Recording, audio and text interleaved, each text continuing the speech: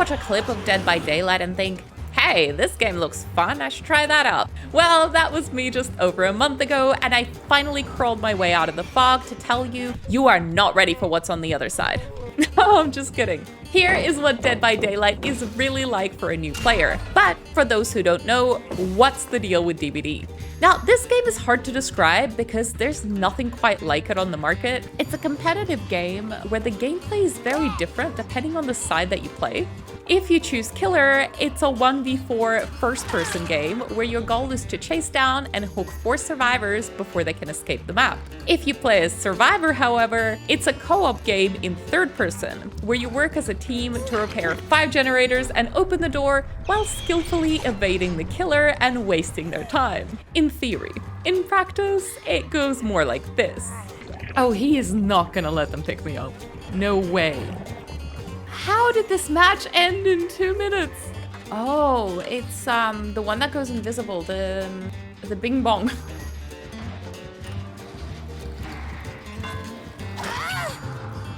Why did you bring him to me? Why did you bring me the bing bong? Yep, total chaos and confusion.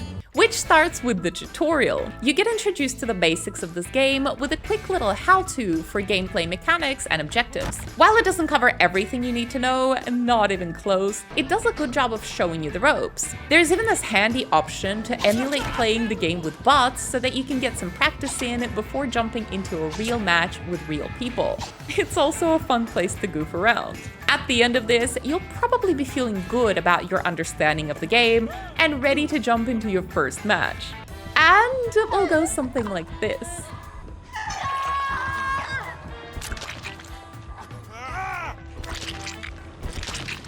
So then maybe you try Killer, and then you get this experience.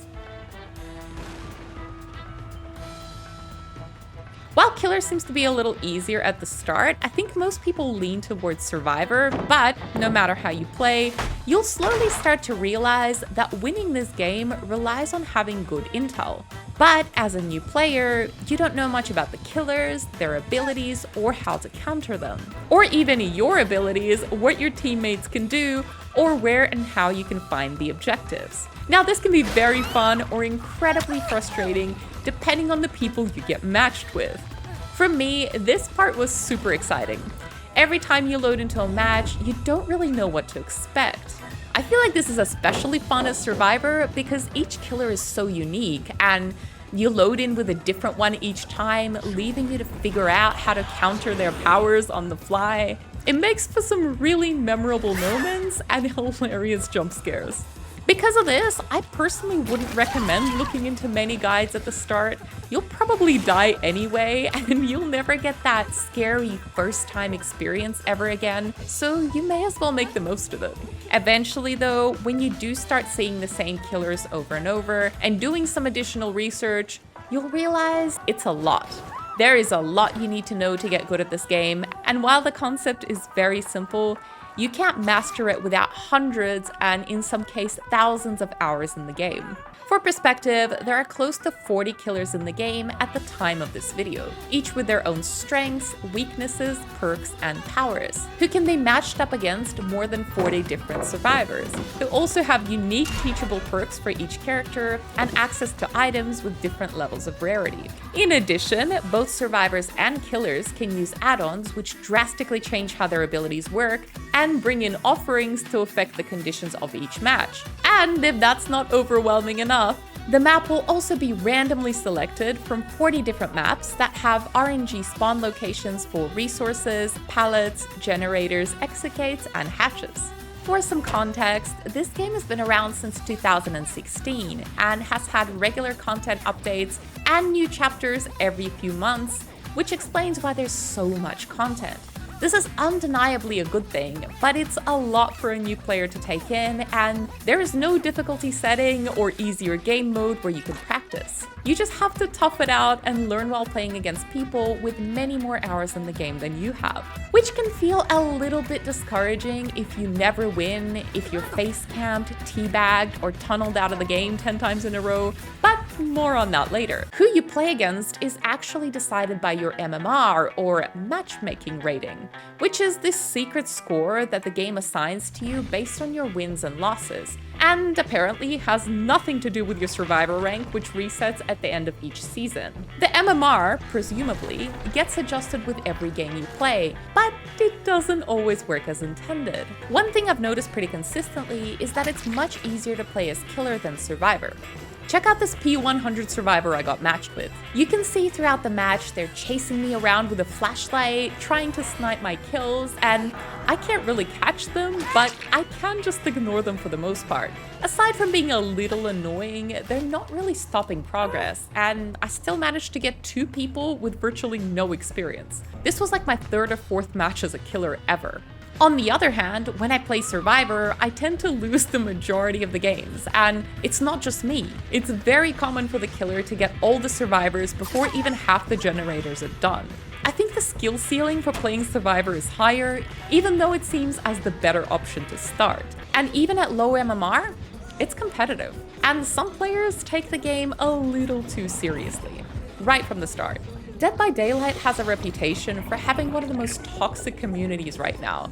I don't know if it's true. As someone who's played a ton of online games, especially MMOs, I haven't come across anything too shocking in DBD, at least not yet. There are, however, certain things that the killer can do to make the match very boring. Like, in the footage here, this nurse decided that they have a vengeance against this player for some reason, and just ignored everybody else. They camped the hook and refused to leave the player alone. It kind of just made the game boring for the rest of the team, and everyone else just finished the gens and pretty much walked out. Bleeding out or slugging is another common tactic I see a lot, where you spend most of the match on the ground waiting for it to end. And a good chunk of the time, it's done deliberately to be toxic. But honestly, it's not as much of a big deal as it seems. You can just move on to the next game, and you can always disconnect if it's taking too long. Survivors can be just as toxic, both to the killer and each other. Take this match, for example. 5 minutes into the game, I run across the map to save this person off hook, I heal them fully, I take a hit for them on the way out so they don't get tunneled, and then they decide to do this. But just as there are bad players, there are amazing ones with great sportsmanship that will go out of their way to avoid being toxic and give you a GG at the end of the match, no matter if they win or lose. Like, take this unknown right here. This was clearly a very strong player. Could have easily ended the match in a few minutes, but instead he gave everyone a chance for some fun chases and more time to play the game. The other thing that's important to mention is this game is not cheap. Well, the base game is, but that gives you limited access to characters and abilities. Unfortunately, none of the expansions from the last 8 years are bundled in, so if you want good characters and perks, you're gonna have to pay. And from my experience, some of the best and most powerful abilities for both killer and survivor, especially the ones that help new players, are split between different characters, so you can't just buy one. Technically, the strongest killer in the game, the nurse, is free, so it can't really be called pay to win. But it's obvious that a player who has spent more money on expansions will be able to create better and more deadly build combinations than one who hasn't. Also, like, half the fun of this game is playing around with different builds, so you'll probably end up buying at least a few packs. Which is fine, there is no problem with paying for additional content, it's just not obvious up front, and it would be good if it was highlighted better. So this leads us to the main question. Is it worth it from a new player's perspective?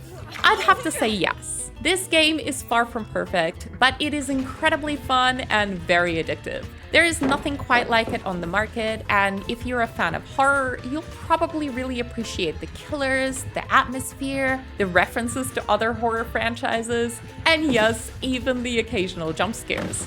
If you're willing to take the time to learn the game, and you can accept that you'll be losing some matches for a little while, you'll have a great time.